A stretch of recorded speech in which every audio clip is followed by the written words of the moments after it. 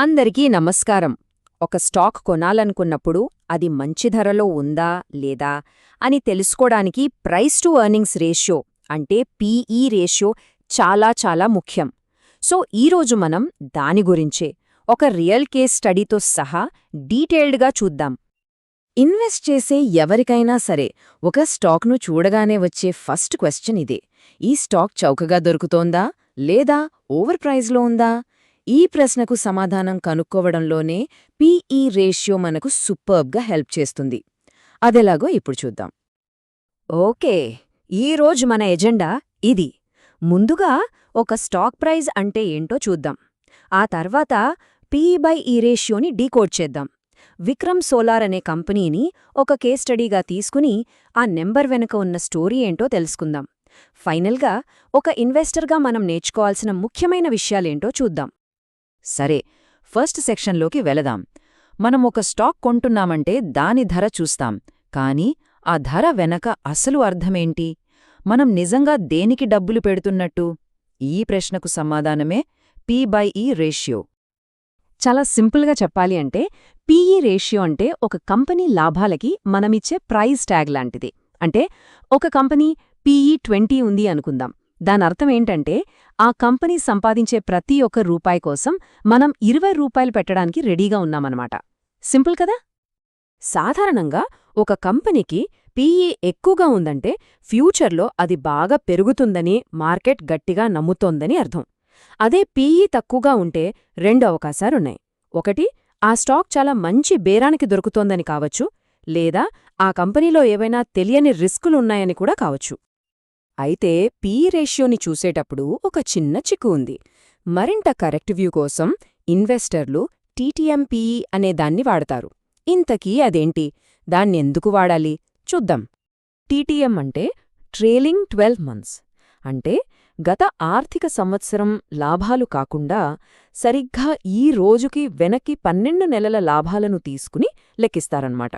దీనివల్ల మనకు company performance గురించి లేటెస్ట్, ఇంకా చెప్పాలంటే రియలిస్టిక్ పిక్చర్ దొరుకుతుంది. మరి ఇన్వెస్టర్లు ఈ పీఈని ఎలా వాడతారు? మెయిన్గా 3 విధాలుగా. ఒకటి, ఒక కంపెనీని దాని సెక్టార్లోని ఇతర కంపెనీలతో కంపేర్ చేయడానికి. 2, దాని గ్రోత్కి, దాని వాల్యుయేషన్కి సంబంధం ఉందో లేదో చెక్ చేయడానికి. అన్నిటికన్నా ముఖ్యంగా మార్కెటింగ్గా గుర్తించని అండర్వాల్యూడ్ స్టాక్స్ను వెతికి పట్టుకోడానికి ఇదొక పవర్ఫుల్ టూల్. సరే, థియరీ చాలానే మాట్లాడుకున్నాం. ఇప్పుడు ప్రాక్టికల్గా చూద్దాం. విక్రమ్ సోలార్ అనే రియల్ కంపెనీ డేటాని తీసుకుని దాని పీఈ రేషియోని మనమే స్టెప్ బై స్టెప్ క్యాల్కులేట్ చేద్దాం. రెడీనా? ఓకే, మన క్యాల్కులేషన్కి కావలసిన డేటా ఇదిగో. ప్రస్తుత షేర్ ధర 330 రూపాయలు. కంపెనీ మొత్తం మార్కెట్ విలువ 11,920 కోట్లు. గత 12 నెలల నికర లాభం 250 కోట్లు.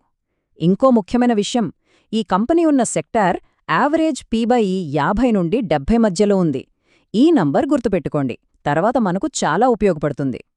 పీఈని క్యాలిక్యులేట్ చేయడం చాలా ఈజీ. జస్ట్ 3 సింపుల్ స్టెప్స్ అంతే. ఫస్ట్, కంపెనీకి మొత్తం ఎన్ని షేర్లున్నాయో కనుక్కోవాలి. నెక్స్ట్, ఒక్కో షేరు ఎంత సంపాదిస్తోందో లెక్కించాలి. ఫైనల్గా ఆ రెండింటినీ ఉపయోగించి పీఈ రేషియోని కనుక్కుందాం. స్టెప్ నంబర్ 1, మొత్తం షేర్ల సంఖ్యను కనుక్కోవడం. ఇది చాలా సింపుల్. కంపెనీ టోటల్ మార్కెట్ క్యాప్ని దాని కరెంట్ మార్కెట్ ప్రైస్తో డివైడ్ చేస్తే సరిపోతుంది. మన విక్రమ్ సోలార్ విషయంలో చూస్తే 11,920 కోట్ల మార్కెట్ క్యాప్ని 330 రూపాయల షేర్ ధరతో భాగిస్తే మనకొచ్చే నంబర్ 36.1 కోట్లు. సో మార్కెట్లో విక్రమ్ సోలార్కి చెందిన 36.1 కోట్ల షేర్లు ఉన్నాయన్నమాట. ఇప్పుడు స్టెప్ 2, ఎర్నింగ్స్ పర్ షేర్ లేదా షార్ట్గా ఈపీఎస్ని క్యాల్కులేట్ చేద్దాం. అంటే ఒక్కో షేరు ఎంత సంపాదించిందో తెలుసుకోవడం. దీనికోసం కంపెనీ మొత్తం లాభాన్ని మనం ఇందాక కనుక్కున్న మొత్తం షేర్ల సంఖ్యతో డివైడ్ చేయాలి. విక్రమ్ సోలార్ టీటీఎం ప్రాఫిట్ 250 కోట్లు, మొత్తం షేర్లు 36.1 కోట్లు. ఆ లెక్కన 250ని 36.1తో డివైడ్ చేస్తే ఒక్కో షేరు దాదాపు ₹6.90 సంపాదించిందని మనకు తెలుస్తోంది. ఇక ఫైనల్ స్టెప్, మన దగ్గర కావలసినవన్నీ ఉన్నాయి. పీఈ రేషియో కనుక్కోడానికి కరెంట్ మార్కెట్ ప్రైస్ని మనం ఇప్పుడే కనుక్కున్న ఈపీఎస్తో డివైడ్ చేస్తే చాలు.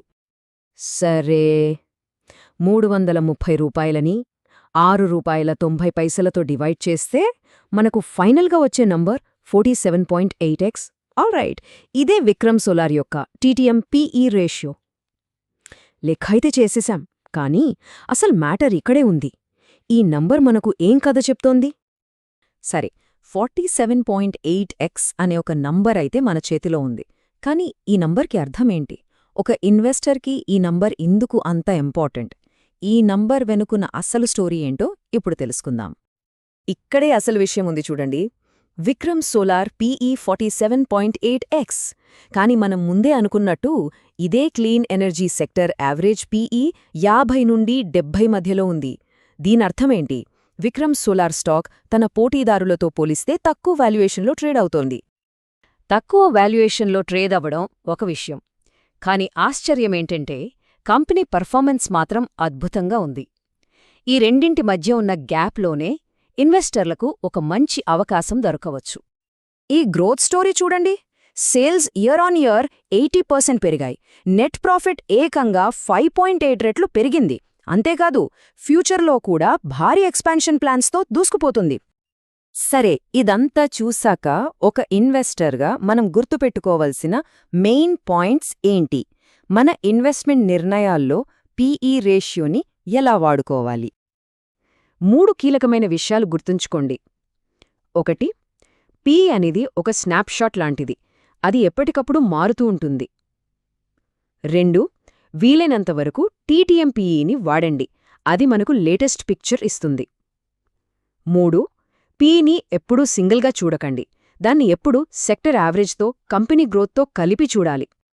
ఫైనల్గా విక్రమ్ సోలార్ విషయంలో మనం చూసినట్లు తక్కువ PE కానీ హై గ్రోత్, ఈ కాంబినేషన్ కనిపిస్తే అక్కడ మార్కెట్ ఇంకా గుర్తించని ఒక అద్భుతమైన అవకాశం దాగి ఉండొచ్చు.